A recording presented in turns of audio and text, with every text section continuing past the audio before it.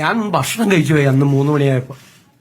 എനിക്കറിയില്ലായിരുന്നു, എനിക്കറിയില്ലായിരുന്നു 2018-ലും 2019-ലും ദുരന്തം ഉണ്ടായിരുന്നപ്പോൾ അന്നത്തെ മുഖ്യമന്ത്രി നിരാഹാരമാണ് ഇരുന്നതെന്ന് എനിക്ക് അറിയില്ലായിരുന്നു. ഞാനന്ന് ഭക്ഷണം കഴിച്ചുപോയി. നിങ്ങൾ എത്ര അപവാദ പ്രചരണമാണ് നടക്കുന്നത്. ഞാൻ 3 മണിക്കാണ് ഞാൻ മലപ്പുറത്ത് എത്തുന്നത്, പൊന്നാനിയിലെത്തുന്നത്, സി ഹരിദാസ് സാറിന്റെ വീട്ടിൽ. ഞാൻ അപ്പുറത്തെ വീട്ടിൽ എനിക്ക് ഭക്ഷണം അറേഞ്ച് ചെയ്തിട്ടുണ്ടായിരുന്നു, എന്റെ ഒരു ഫ്രണ്ടിന്റെ വീട്ടിൽ. ഞാൻ ഭക്ഷണം കഴിക്കാൻ പാടില്ലേ, 3 മണിക്കാണ് ഞാൻ ഭക്ഷണം കഴിക്കുന്നത്. എന്ത് തെറ്റാണ്, എന്തൊരു അപവാദ പ്രചരണം, എന്തൊരു ഹീനമായ അപവാദ പ്രചരണമാണ് നടക്കുന്നത്. ഭക്ഷണം കഴിച്ചെന്ന് അല്ലല്ല വെയിറ്റ്, പിന്നെന്താ ഞങ്ങൾ ഞാൻ ഭക്ഷണം കഴിക്കുന്ന എങ്ങനെ മാച്ച്, എന്ത് മാച്ചിങ് ആണുള്ളത്? നീലയും കറുപ്പോ? നിങ്ങളെന്താ ഒരു ഭക്ഷണം കഴിക്കുന്നത് ഫോട്ടോ എടുത്ത് പുറത്തു കൊടുത്തതിന് നിങ്ങൾ എന്താ ഔചിത്യമാണ് നിങ്ങളുടെ ചോദ്യത്തിൽ? അല്ലത് ഭക്ഷണം കഴിച്ചു തെറ്റുപറ്റിപ്പോയി, ഇനി മുതൽ ഭക്ഷണം കഴിക്കാതിരിക്കും. എന്തൊരു മര്യാദകേടാണ്, എത്ര ഹീനമായിട്ടുള്ള എത്ര ഹീനമായിട്ടുള്ള പ്രചരണമാണ്. ഒരു സ്ഥലത്ത് ഭക്ഷണം കഴിക്കുന്നത്, ഒരു സ്ഥലത്ത് വെള്ളം എടുക്കുന്നത്. അല്ല, ഒരു ചോദ്യത്തിന് മറുപടി പറ, അല്ല ഇതിനൊന്നും മറുപടി പറ, എന്താ ഔചിത്യ കുറവാണ് ഭക്ഷണം കഴിച്ചതിന്? ഭക്ഷണം കഴിക്കാൻ പാടില്ലേ? നിങ്ങൾക്ക് വേറെ എന്തോ ദുരുദ്ദേശമുണ്ട് നിങ്ങൾ ചോദിക്കുന്നതിൽ.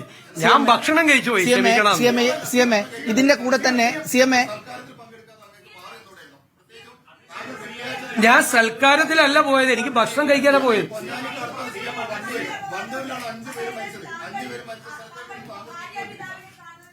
അല്ല, ഇത് കഴിയട്ടെ എന്റെ വിഷമം തീർക്കട്ടെ. നിങ്ങളൊരു കാര്യം ആലോചിക്കണം. അല്ല എല്ലാവരും ചോദിച്ചു. ഞാൻ ഗുരുതരമായൊരു തെറ്റ് ചെയ്തു. അന്ന് വെള്ളപ്പൊക്കം ഉണ്ടായ ദിവസം ഞാൻ ഭക്ഷണം കഴിച്ചു 3 മണിക്ക് ഭക്ഷണം കഴിച്ചു. അതാണ് ഞാൻ സംസാരിക്കുന്നതിന്റെ ഇടയിൽ പറയരുത്, ഞാൻ സംസാരിക്കുന്നതിന്റെ ഇടയിൽ ബഹളം ഉണ്ടാക്കിയത്. 3 മണിക്ക് ഞാൻ ഭക്ഷണം, കേരളത്തിലെ ജനങ്ങളെ വിലയിരുത്തട്ടെ. പിന്നെ നിങ്ങൾക്കറിയാലോ മലബാറിലെ ഭക്ഷണം, കാപ്പി കുടിക്കാൻ പോയാലുള്ള സ്ഥിതി. മലബാറിൽ ഏതെങ്കിലും വീട്ടിലൊരു കാപ്പി കുടി, അവര് ഈ വെള്ളപ്പൊക്കമൊന്നും അറിയണ്ടല്ല, ഞാനന്ന് വരുമെന്ന് പറഞ്ഞു, ഞാനന്ന് ഹരിദാസേട്ടന്റെ വീട്ടിൽ പോകുമെന്ന് പറഞ്ഞു. അപ്പൊ അടുത്ത വീട്ടിൽ ഭക്ഷണം കഴിക്കണമെന്ന് പറഞ്ഞു. അവര് ആ വീട്ടുകാർ മുഴുവൻ ഭക്ഷണം കഴിക്കാതെ 3 മണിവരെ എന്നെ കാത്തിരിക്കുക. ഞാൻ 3 മണിക്കാണ് എത്തിയത്. ഇതിന്റെ താമസവും കാര്യങ്ങളും ഓൺ ദ വേയിലും മുഴുവൻ എല്ലാവരുമായിട്ട് ബന്ധപ്പെട്ടുകൊണ്ട് കംപ്ലീറ്റ് ഇരിക്കുകയാണ്. പിന്നീട് മലബാറിലായിരിക്കും പ്രശ്നം എന്ന് പറഞ്ഞു. മലബാറിലെ കളക്ടർമാരെ മുഴുവൻ എല്ലാ ഉദ്യോഗസ്ഥന്മാരെ ബന്ധപ്പെട്ടുകൊണ്ടിരിക്കും. നിങ്ങൾക്കൊന്നും പറയാനില്ലാത്തതുകൊണ്ട് നിങ്ങൾ ഈ മുഖ്യമന്ത്രിക്ക് ഭക്ഷണം കഴിക്കാൻ പാടില്ല എന്ന് എനിക്ക് ഇപ്പോഴാണ് മനസ്സിലായത്.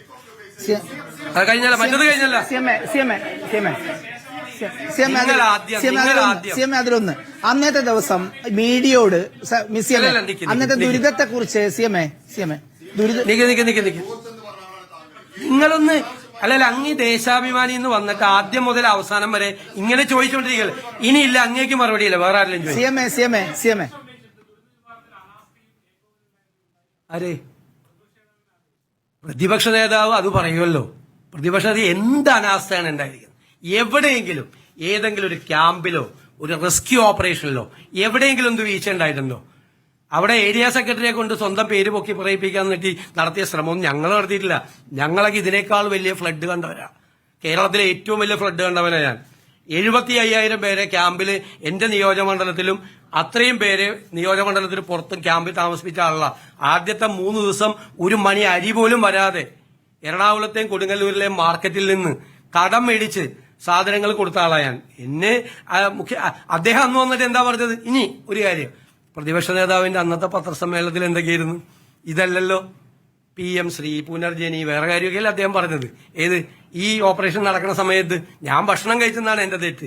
അദ്ദേഹം ഇവിടെ വന്നിരുന്ന് പത്രസമ്മേളനത്തിൽ വന്നിരുന്ന് രാഷ്ട്രീയ ആരോപണങ്ങൾ ഉന്നയിക്കുകയായിരുന്നു അന്നത്തെ ദിവസം. അന്ന് നിങ്ങളാരും ഇത് ചോദിച്ചില്ല. ഈ വെള്ളപ്പൊക്കം നടക്കുമ്പോഴാണോ നിങ്ങൾ രാഷ്ട്രീയ ആരോപണങ്ങൾ ഉന്നയിക്കുന്നതെന്ന് പിണറായി വിജയനോട് നിങ്ങളാരും ചോദിച്ചില്ല. രാഷ്ട്രീയ ആരോപണങ്ങൾ ഉന്നയിക്കുകയായിരുന്നു അന്ന്. PMCയെ പറ്റിയും പുനർജനി പദ്ധതിയെ പറ്റിയുള്ള രാഷ്ട്രീയ ആരോപണങ്ങൾ. ഈ റെസ്ക്യൂ ഓപ്പറേഷൻ ഞാൻ ഭക്ഷണം കഴിച്ചു, എന്റെ തെറ്റ്. അദ്ദേഹം രാഷ്ട്രീയ ആരോപണങ്ങൾ ഉന്നയിക്കുകയായിരുന്നു.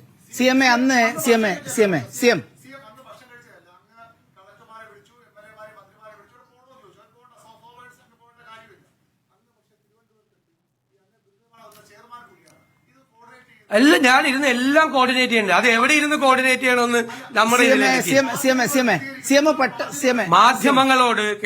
മാധ്യമങ്ങളോട് എന്റെ ഓഫീസിൽ നിന്ന് കൃത്യമായിട്ടുള്ള വിവരങ്ങൾ ഓരോ 2-3 മണിക്കൂറും തരുമ്പം 3 മണിക്കൂർ കൂടുമ്പോൾ ഓഫീസിൽ നിന്ന് അത് വരുന്നു. CM ന് തന്നെ Wait, പറഞ്ഞൂടെ, wait, wait. CM. അതുകൂടാതെ റവന്യൂ മന്ത്രിയെ ചുമതലപ്പെടുത്തി റവന്യൂ മന്ത്രി അന്നത്തെ ദിവസം 2 പ്രാവശ്യം ബ്രീഫ് ചെയ്തു.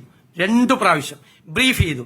എല്ലാ വിവരങ്ങളും നമ്മൾ എടുത്ത ഈ നടപടികൾ, കളക്ടറെ ബന്ധപ്പെടുന്നത്, നമ്മൾ NDRFന്റെ ഫോഴ്സിനെ കൊണ്ടുവരുന്നത്, നമ്മൾ നേവിയുടെ ഹെലികോപ്റ്റർ ട്രൈ ചെയ്യുന്നത്, കോസ്റ്റ് ഗാർഡിന്റെ ബോട്ട് മുതലപ്പുഴ കൊണ്ടുവരാൻ ശ്രമിക്കുന്നത്, ഇതെല്ലാം നിങ്ങളോട് ബ്രീഫ് ചെയ്തിരുന്നു. നിങ്ങൾ എന്നിട്ട് വെറുതെ വാർത്ത ഉണ്ടാക്കും. അല്ല, അത് CM ഇപ്പൊ പറഞ്ഞു അത് പെട്ടെന്ന് ഉണ്ടായതാണെന്ന്. അങ്ങനെയാണെങ്കിൽ അത് CM നെ വിശദീകരിക്കുന്നതായിരുന്നില്ലേ നല്ലത്?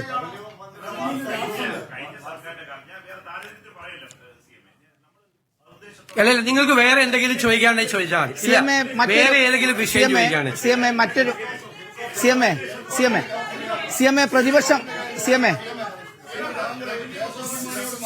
പ്രതിപക്ഷം പറഞ്ഞ മറ്റൊരു ആരോപണം ഹെലികോപ്റ്റർ യാത്രയാണ്. ഹെലികോപ്റ്റർ യാത്രയിൽ എന്താണ് നിങ്ങൾക്ക് അറിയാം? ഇതാ അദ്ദേഹം തന്നെ ഈ ദേശാഭിമാനിക്കാരൻ തന്നെ ഞാൻ പറയണ കേക്ക്, ഞാനല്ല പറയണത്. നിങ്ങൾ ഇങ്ങനെ വന്ന് ഈ ദേശാഭിമാനിയിൽ നിന്നും കയ്യിലും വന്ന് എന്റെ പത്രസമ്മേളനം കലക്കണ്ട. നിങ്ങള് ഇത് തന്നെ പരിപാടിയാണ്. നിങ്ങൾ പ്രതിപക്ഷ നേതാവ് പത്രസമ്മേളനം നടത്തുമ്പോഴോ അദ്ദേഹം മുഖ്യമന്ത്രിയായി പത്രസമ്മേളനം നടത്തുമ്പോഴോ ഒന്നും ഇതുപോലെ നിങ്ങൾ ബഹളം ഉണ്ടാക്കിയിട്ടില്ല. ഞാനിങ്ങനെ ഇരുന്ന് തരുന്നതുകൊണ്ടാണ് നിങ്ങൾ ഇങ്ങനെ കാണിക്കുന്നത്. ദയവീത് അതുകൂടി ഇല്ലാതാക്കരുത്. ഞാനല്ല, നിങ്ങൾ സാമാന്യ ഞാൻ സംസാരിക്കുമ്പോ നിങ്ങൾ എന്തിനാ സംസാരിക്കുന്നത്? ഞാൻ സംസാരിക്കുമ്പോ നിങ്ങൾ എന്തിനാ സംസാരിക്കുന്നത്? നിങ്ങളിപ്പോ എത്രാമത്തെ പ്രാവശ്യം ഇടപെടുന്നത്?